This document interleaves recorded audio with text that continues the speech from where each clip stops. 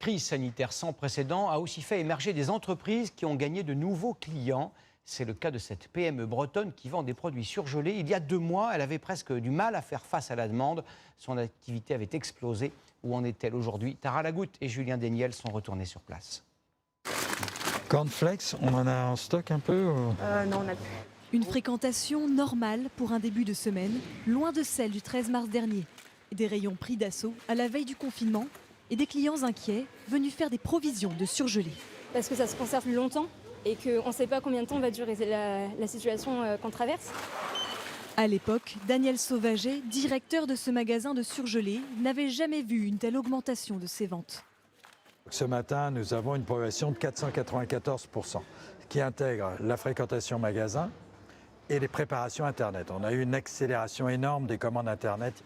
Et la tendance s'est poursuivie, 95% de chiffre d'affaires en plus en mars, 62% en avril.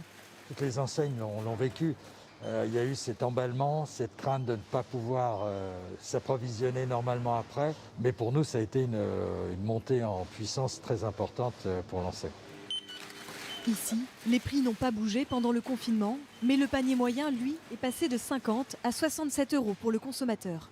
Ça permet de solliciter les producteurs locaux et de consommer bien pour des tarifs abordables. On fait le maximum en une fois, comme ça évite de circuler. Même si le déconfinement est d'actualité, on limite quand même les déplacements. Ce magasin travaille essentiellement avec des producteurs locaux. Avant le confinement, son gérant craignait de manquer de stock face à l'explosion de la demande. Heureusement pour lui, les fournisseurs ont suivi, comme cet artisan boulanger.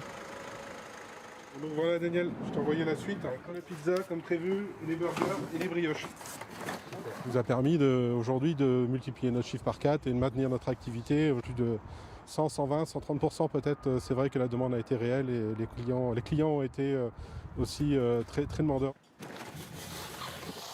Dans cette même salle à droite, il y a 2 mois, étaient entreposées les commandes en ligne. Leur nombre a été multiplié par 10 avec le confinement. Et la tendance se confirme. Aujourd'hui, cette salle est devenue trop petite.